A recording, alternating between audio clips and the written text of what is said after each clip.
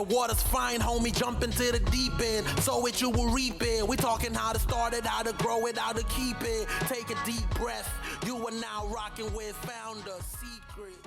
Hello, everybody. We've got Maggie here with us today. And Taylor, what were you just asking her? Maggie, tell us about your business.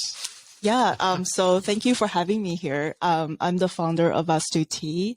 So we are a Asian-owned premium tea brand that's on a mission to make Asian tea more accessible to the people in the US. And we're directly sourced from third generation tea farmers from Taiwan, and we use biodegradable tea bags in each tea sachets. So really trying to make a difference in the tea industry.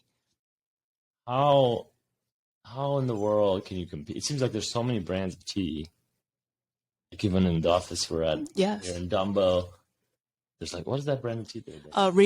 Rishi Tea. They're really good tea brands actually. Yeah. So how do you compete with the other really good brands? Yeah, that's a great question. So just give you some data, 99% of the tea brands in the US market right now in tea bags format, they use paper bleached tea sachets. So which means it's not biodegradable and really harms your body whenever you drink with hot water. It releases billions of nanoplastics into your cup every time you sip it. So it's toxic. And also the tea bags, they use the lowest quality of tea, kind of like tea dust. So what we're doing differently is that we use 100% biodegradable tea bags made of corn fiber, and we use premium whole loose leaf tea, which you can re-steep up to 3 times without losing the flavor. So it's kind of the blue bottle of tea. And what really sets us different is the authenticity. We're focusing on Asian tea, really trying to promote our culture and bring the Asian culture here. Because in Asia, tea is at the center of our culture. But if you go to all the market right now, all the tea brands are owned by non-Asian founders. For me, I really want to reclaim that culture back to really build the Asian-owned Asian tea brands and bring authentic tea to the US. How did you get, what's the stage of the business? So, do you have revenue? How did you get your initial revenue? How did you get traction? How do you kind of get a business like this off the ground? Yeah, so we self-funded 3 years ago. We launched in 2020 during the pandemic, and we're direct to consumers. And in the beginning, we just did a lot of PR, and that was when, the Asian hate happened. And, media are kind of highlighting women-owned business. So we're able to get on Forbes, Refinery 29, and New York Times. So all this wonderful press are talking about our stories and the mission behind it. And we're very community driven. So we have a lot of ambassadors, just people who love tea. Is a group of students, artists and entrepreneurs. So they're kind of word of mouth. And we did a lot of pop-up events before the pandemic, pre-launch, to testing our product. And then after that, we just kind of work with corporate offices like Google, Facebook, and a lot of big, other big corporate offices to kind of send our tea to their employees during the pandemic time, because tea is good for you. Everyone wants care package. So that really kind of generates the avenue and also awareness for our brand. Okay, so I'm curious, how do you, because on the packaging, you were very generous to share. I had 4 cups the other day. Yeah, I know, that's so funny. But I don't know that it's Asian owned by looking at it. How do you make sure people know that, but without maybe being a little too... Yeah, no, that's actually a great question. So when I designed UsTwo Tea, I didn't want it to look Asian at all, the traditional Asian image, the red colors with Chinese paintings, on the background, the traditional Chinatown tea. It's because that I think UsTwo Tea represents the second generation of Asian Americans, which is an experience that is for me, I'm not very traditional, but I'm a mix of the Western and Eastern culture. So UsTwo Tea represents like generation of people like us. That's why the color is very pastel and it's calming and it's like fun and like, so it's all that. Like it's not just the Asian experience, but it's the Asian American experience. But then how would I know when I see a bunch of tea? Is it just through word of mouth that I would know it's Asian owned? Yeah, well, so on the package it says Taiwanese. And also like the tea that we carry is really like just dedicated like from Taiwan, a special category. Like, you won't find it in Western like tea. Like we don't have that. So it's like oolong, baozhong, that's like, national Taiwanese tea. And when in the future, we're going to create tea from like, China, maybe pu'er. So those are like, people know that they're from Asia. Yeah. You were telling me, if you don't mind sharing again, why you don't sell tea from China today. Yeah, so it's hard. In the beginning, I went sourcing. I went back to China, my homeland. That's where I'm from. I talked to a lot of tea farmers, and it was really hard to exporting tea from mainland China because, there's a lot of pesticide used when they're doing the farming practice. So I was really bummed because I really want to, promote our culture, build a quality brands, because people always say like products that are made in China are like shitty. That's not true. We're they're still partially true, but we're changing that. It's starting from my generation. So I was bummed because of that. So I went to Taiwan instead, doing some branding research, and then I found out tea from Taiwan are actually really, really premium. It's kind of like, it's called the champagne of tea. So it's kind of like wine from France. And, our tea is really premium, and we send it to the testing lab in Taiwan, which meets the EU standard, which is higher than FDA. So because I really care about the quality into my product, I drink it every day. So I think that's really important to control the sourcing for us. How did you said during the pandemic, you were able to get into Google and these other places. How did that kind of play out? So did some of those employees become customers, or did you create a longer term relationship with Google? How did that all play out?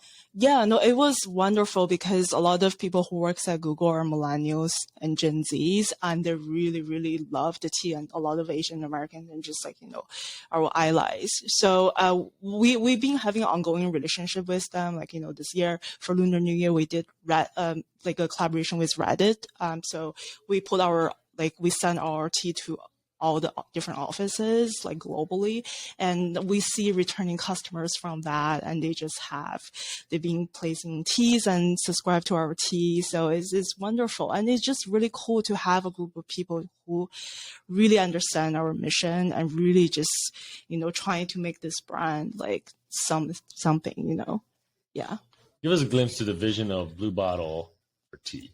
I love this idea. How do you envision a store being different than, say, Blue Bottle or something like that? Yeah, so, traditionally, if you do tea tasting in New York City, right, you go in and it feels very intimidating because we have the traditional ceremony. You sit down and then they give you the brew, and it's just so many steps and you don't know what to do with it. And but tea actually is fun, in Asia, we drink tea like how you guys drink coffee here. It brings people together. It's about the moment that we share, right, with your loved ones. So for us, we want to create a space for everyone to come enjoy tea, and it doesn't have to be sit down, do all those things, but just have a cup of tea and then let's chat like what we're doing right now.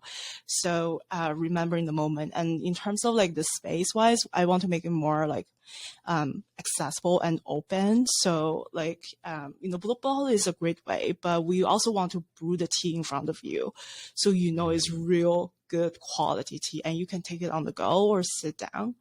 So branding wise, it's going to be aligned with UsTwo Tea, but we all really just want to celebrate the moment, and tea is just a medium that brings us together. That's why it's called UsTwo. It means the two of us. So that's really the message. What's the biggest struggle right now, or what's the hurdle? I mean, I know you said you started during COVID. I'm sure that was quite a not fun struggle, but as we kind of evolve out of that, what what do you see as the struggle, and also like what's the big opportunity? I think the struggle right now is, definitely, I was just talking with Flavio earlier, is, I'm trying to pivot and to see how to scale UsTwo Tea. But you need funding to, build your brand to the next level. But there's also other ways that you can bootstrap. Like, I just had this talk earlier, the founder bootstrap for 10 years and they're making profits. So there's so many ways that you can build a CPG brand. So right now I'm just trying to see how can I use the power of my community to build this brand in the first 5 years. And in the future, maybe the right opportunity comes, we'll, take the deal. But right now that's the struggle. But I also think that is exciting because I was talking to one of my friends. He is in the VC world for so long. And he's like, it's easy to raise money, quote unquote, but he's like, why don't you talk to your customers and really trying to figure out, the market fit and like, what do they really care about? This is the part of the fun of like being an entrepreneur. So I interviewed over like 100 customers last year, just over Zoom. And I become friends with a lot of them offline. So we met in real life in New York, and they actually 100 people, that's a big community, and like, they all their gifts for their daughters or for friends' weddings. So it's just all part of learning, but that's how you hustle as an entrepreneur. What was your biggest kind of takeaway or surprise? What was your biggest surprise after talking to 100 customers like that? Yeah, it's funny because I had we did a questionnaire, and then, when you talk to them, and one thing I found out is that I saw that like they're supporting the brand because, it's Asian known is because of our mission, but the number one reason why they're buying the tea is because it tastes good and it's premium quality. And so, our product speaks for itself. So for us, we need to get our food in front of people because it's food, you need to taste it to really tell the difference. So, but that's the biggest surprise. I was, really, people do care about those things, but when it comes down to food, it doesn't matter. It's all about how good it tastes. And number two is the biodegradable aspect. Sustainability is huge, like really huge in all our customers. Like, they really care about, how to make our planet a better place. So I think I always feel like, your vibe attracts your tribe. So our brand message attracts the right people, the right customers to come, even though it was a little bit slow and hard, but I think it's more sustainable that way. Have you ever considered asking your customers to be investors? That's actually a great question. So there's a lot of crowdfunding that your customers can actually, pay and be your investors. So that's something we're actually thinking as well. I feel like that could be one way. I think that way you can be really like authentic, brand, and also they're investors, so they're gonna, buy more. So that's actually a great method. If you had $100 million of investment, how would that change the business? Like what would you do differently than you do today? I think we're just gonna, hire a really like good team to really scale the business, like increase our skills. Right now we don't have like 8. We want to expand to a lot of other different teas from other Asian countries. So like in the inventory counts, and also just like really build a community and take UsTwo Tea to the next level. And also, the tea space, that's going to be on our agenda, very fast, and also pop-ups. So I think it's just really get UsTwo Tea in front of people's hand. Like our tea is really premium. They won a lot of awards in Taiwan, but I didn't price it super high because I want to make it accessible. It shouldn't be super expensive for people to drink a good cup of tea. And you shouldn't drink, nanoplastic tea either. So it's just, we want to be the next, the number one tea brands in the US. That's our mission. Well, I think I disagree with the price point. I think a higher price psychologically makes people think they are tasting something better. Mm-hmm. And so I would challenge that. But if you don't want, maybe take a moment to talk about investors a little bit, because you mentioned about the challenge being getting investors, and maybe we can share also on our side some story of how we got our first investors. And I can start while you're thinking. But I think the type of investor you choose can be a make or break thing for your business. And I didn't realize this in my first business, because we just will take anybody's money if they have, a pocketbook. What's that? I don't know. Checkbook. I don't know if people wear pocketbooks anymore. And so we lucked out into angels that knew me and believed in me, and not venture capital. In a way, venture capitalists was smart enough to know that that business wasn't a fit for them. And that did me a huge favor, because we end up being a good, profitable, kind of steady business, but it wasn't a venture type 10, 100x billion plus potential. And if we had some venture capital that wanted that, it would have ruined the business, because they would have kept pushing to grow, and we wouldn't have made any money, and in the end we would have died. So whereas for Troy, I think it's a capital intensive business. It made sense to have venture behind it, and it was a very different journey, but different investors. But I think we started actually with angel investors. I was mentioning too, we have 172 different individuals that invested, but they're also sort of customers. In our business is pharmacies. And so I think having investors as customers can be extremely powerful, because these people, even if they put in only 10K, they are so emotionally attached to our success that when we go into their geography, in our case, or if we need them to be a champion, they will go to bat for us and really feel like they're a part of the company, which they are. So I think even though it was a humongous task to get all those people on the cap table and maintain it, I think it's actually a huge competitive advantage to other companies in the space to come in, and they're all owned by, Joe's VC arm, not the actual, some of the actual people that are serving. So Taylor, anything to share from your investor conversations early on? How you got some of the first ones? Yeah. Yeah. I mean, we raised a lot less than our competitors. And, at the time that could have been seen as silly. This is in 2020 as well. And that, but now it looks great. So now if you look at my two biggest competitors, one of them raised 40 million, the other one raised 110. And the market simply isn't that big. Like, to your point, like, I don't think that the business that I'm in, Signal Insights, I don't think it's a $1 billion company. I don't think that no matter how many people you throw at it and all this, but my competitors raised at a very frothy time. There was a lot of money rolling around. And I think, to your point, I believe that one of them will fail, or maybe both of them will fail because of that. It's almost like too ambitious. Whereas, I ran a services business for so long, and so I had to make a profit. There were no investors in my business. I was the investor, and it's just a different mentality. And my co-founders the same way. And so I agree. I think that now all of this has changed, right? The financial markets are different. All of this is different. The deals are different.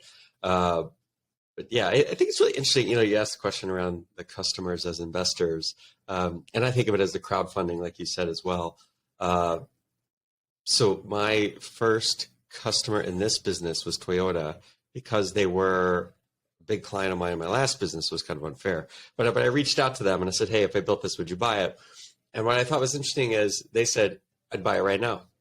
And that them saying that, and then they signed a letter of intent, that was what we used to go raise money. And so even though Toyota in this case didn't put up money, but their name and their backing and them signing that LOI, and then they did, and they're still a customer today, that was like that was worth more than them putting in money, right? Because they're putting their name and their brand behind it. So I think there are different ways of like raising money, or these different signals that are important during that stage.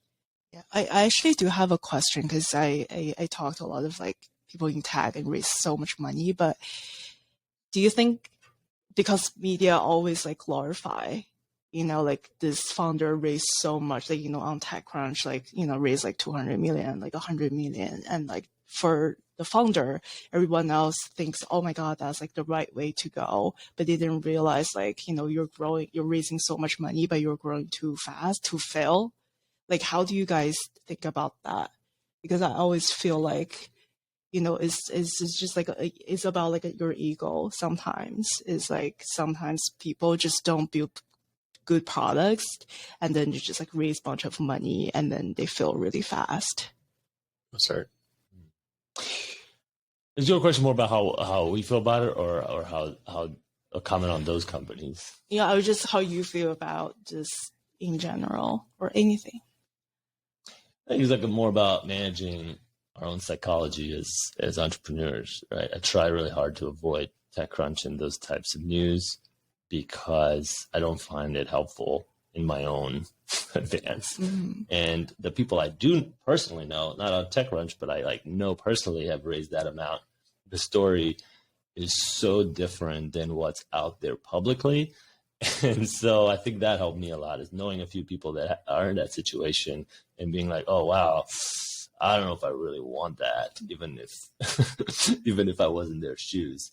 And so, I think each business has their own journey and their own path. And some of them do require 200 million to achieve their full potential, but many don't. And at the end of the day, I think our job as the creators of the business is to serve that business on its path as long as it takes, like through its life cycle. And its life cycle might progress to somebody else taking care of it, or it might progress to selling or dying and moving on to the next one. But I think it's each a unique journey. So I don't want to like look down upon the people that have done that. I also don't want to feel bad that I'm not in their shoes. Mm-hmm. Yeah, I think I'm a little different than you. I look down on most of them. I think a lot of it is ego.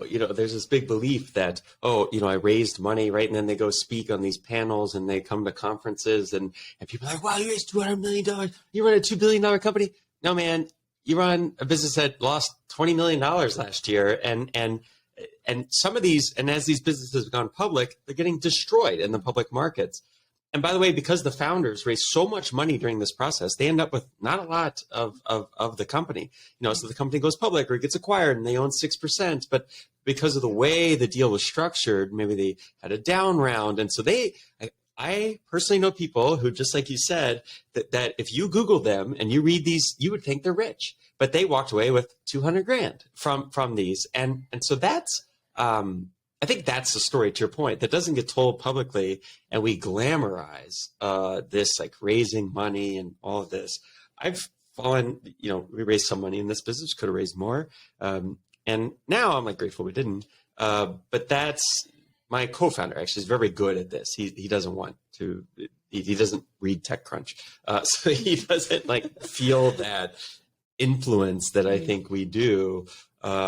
Because the truth is that raising money is not the end game. Like the end game is selling the business or building a business that's profitable, or it spits off, dividends for us as the shareholders and the founders of the business.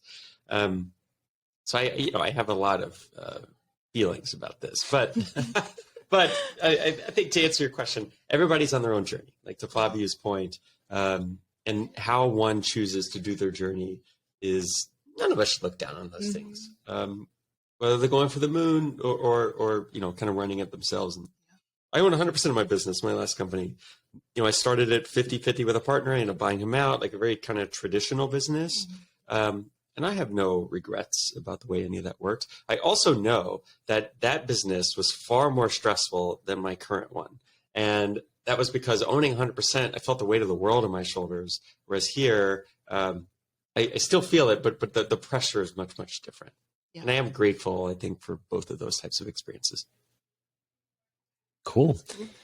Well, anything else? Any last words? How can people find you? Where can they buy the tea?